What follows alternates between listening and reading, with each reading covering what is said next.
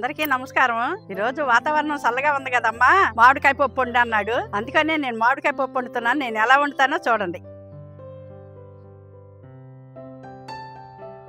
మామిడికాయ పప్పు చేద్దాం అనుకుంటున్నాం కదండి. దాంట్లో 1/4 కిలో కందిపప్పు, 2 మామిడికాయలు తీసుకుందాం.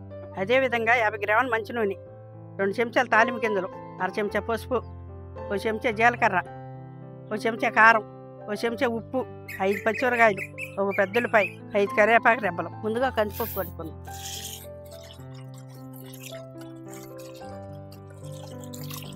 ఒకసారి 3 సార్లు కడుక్కుంటే ఈ నీరుగా అంతా పోద్ది అనమాట. కడుక్కుంటే ఎల్లగాను బాగుంటుంది. పప్పు మునగాన నీళ్ళు పోసుకుందాం. పొయ్యి మీద పెట్టి పప్పు ఉడికించుకుందాం. ముందు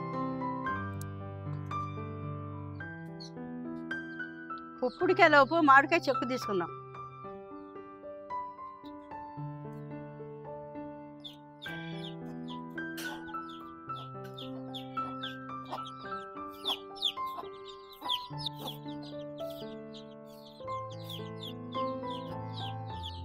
ఇదిగో చిన్న చిన్నగా ముక్కలు కోసుకోవాలి. మామిడికాయ ముక్కలు కోసుకుంటే చక్క పప్పులో ఉడికిపోతుంది అన్నమాట.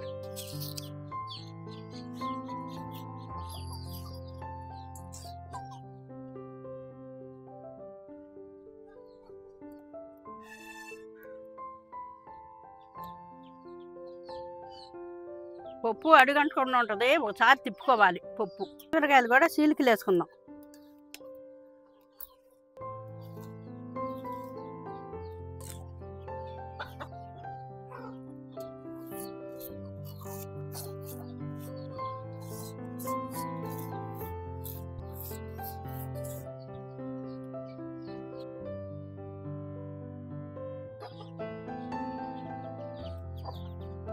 పప్పు ఉడికింది. మామిడికాయ ముక్కలు, ఉల్లిపాయ ముక్కలు, పచ్చిమిరకాయ ముక్కలు ఇవి ఉంటాయి కదా, అవి వేసుకుందాం. ఇప్పుడు ఈ నీరు ఆ నీరు కలిసి చక్క ముక్క ఉడికిద్ది అనమాట. ఇప్పుడు మూత పెట్టుకుందాం.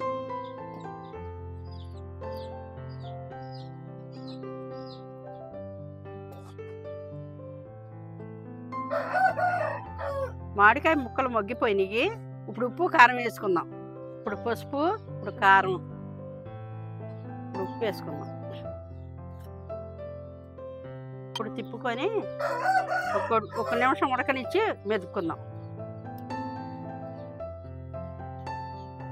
1 నిమిషం మూత పెట్టుకుందాం. అంటే కారం, ఉప్పు, పసుపు వేసాం కదా, అది కొంచెం వాసన రాకుండా ఉండటానికి. పప్పు ఉడికిపోయింది. మెదుపుకొని మూత పెట్టుకుందాం.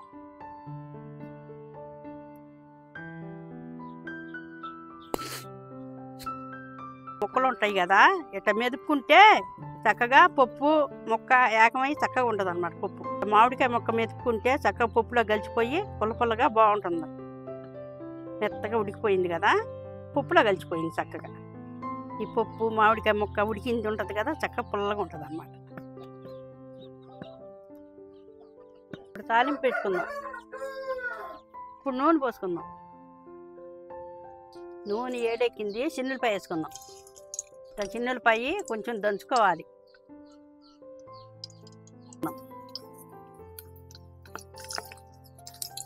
ఇప్పుడు తాలింపు గింజలు వేసుకుందాం. ఇప్పుడు కరివేపాకు వేసుకుందాం.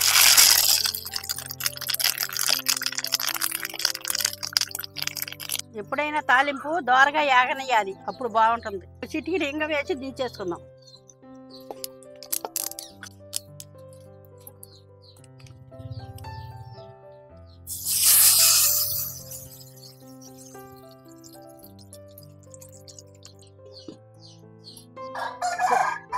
వాటిలోకి 4 అప్పడాలు, 4 ఊరమిరకాయలు వేపుదాం. వాటిలోకి నంచుకుంటే బాగుంటుంది.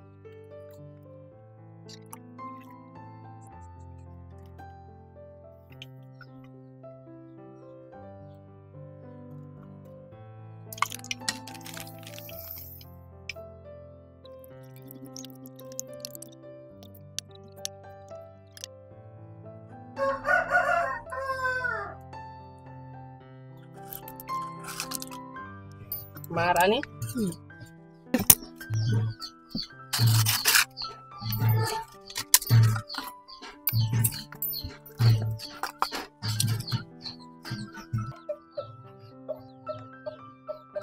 ఏవేసే పప్పులో చేయమా మామిడికాయ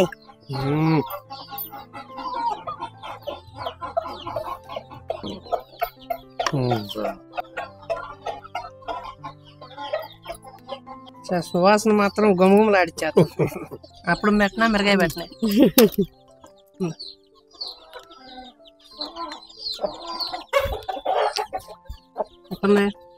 బాగుంది. జనాలు తిని చెబుతాను నేను కూడా.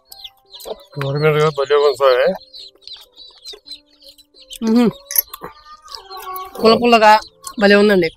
చినుకులు కూడా రావటనే మామూలుగా లేదనమాట. వేడి వేడి పప్పు వాన పప్పులోకి ఊర మిరగాయ అప్పడం అంటే కదా బాగా రుచిగా ఉండేది.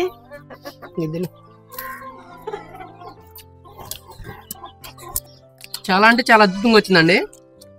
మామిడికాయ పులుపు పులుపుగా, ఊర మిరగాయ అయితే మాత్రం ఒక అద్భుతమే. ఊర మిరగాయ పప్పుగా పుల్ల పుల్లగా ఉంది. పప్పు మామిడికాయ పప్పు కదా. అవును, బాగా మెదిపిందేమో ముక్కనే. భలే ఇది వచ్చింది సార్. మంచి డిఫరెంట్ టేస్ట్ వచ్చిందండి. పొద్దున్నే వచ్చి మామిడికాయలు ఇచ్చి మా అమ్మని మామిడికాయ ముప్పండి అమ్మ ఇప్పుడు వస్తానని చెప్పి పొలం వెళ్ళి వచ్చానండి. ఈలోపు చక్కగా ఉండింది. గేట్లో నుంచి రాగానే గుమగుమలు ఆడిపోతుంది అనమాట. ఇవాళ మా అమ్మ ఎరగొట్టేసింది అనుకున్నా, అట్టాగా ఎరగొట్టేసింది. ఊరికి పప్పు అయితే వాడు తినేవాడు. పప్పు బ్యాచ్ భలే పని చేసా సార్.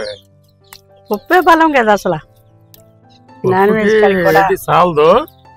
కాకపోతే ఏంటంటే పద్దాక పప్పే తినలేముగా. మా నాన్న ఉన్నాడు, మాంసం కూర చేపల కన్నా పప్పు చారు ఎక్కువ, పప్పు ఎక్కువ తింటాడు. మా అమ్మ అన్నీ తింటది.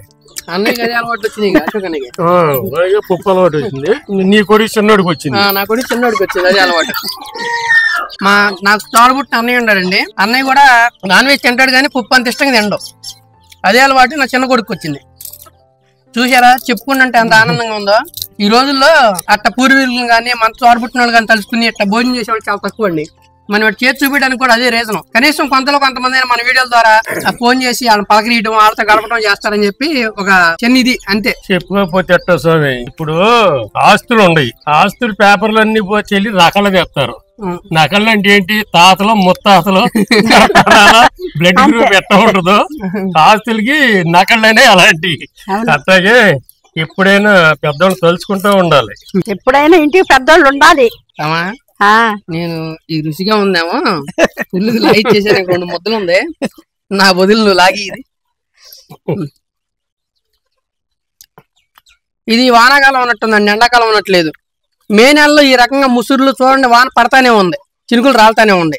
ఆ చినుకులు రాలటానికి మమ్మీ పప్పు చేయడానికి ఇట్ట కూర్చుని తినడానికి అసలు అది మాటలతో చెప్పలేమన్నమాట. అంత సంతోషంగా ఉంది.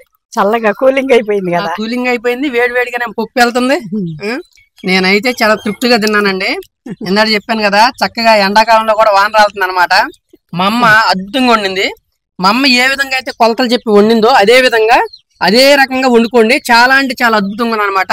చాలా రుచిగా ఉంది. కుదిరితే మీ చుట్టాలతోనో లేకపోతే మీ యొక్క బంధుమిత్రులతోనో ఈ విధంగా కలిసి భోజనం చేయడానికి ప్రయత్నించండి. చాలా అంటే చాలా అద్భుతంగా ఉండింది మా అమ్మ. మేమైతే చాలా తృప్తిగా తిన్నామన్నమాట. చూశారు కదండి మా వీడియో కనుక మీకు నచ్చినట్టయితే లైక్ చేయండి, షేర్ చేయండి, కామెంట్ చేయండి. మరిన్ని మంచి వీడియోల కోసం నా ఛానల్ సబ్స్క్రైబ్ చేసుకోండి. ఉంటానని మీ తెలుగు ఫార్మర్. బాయ్.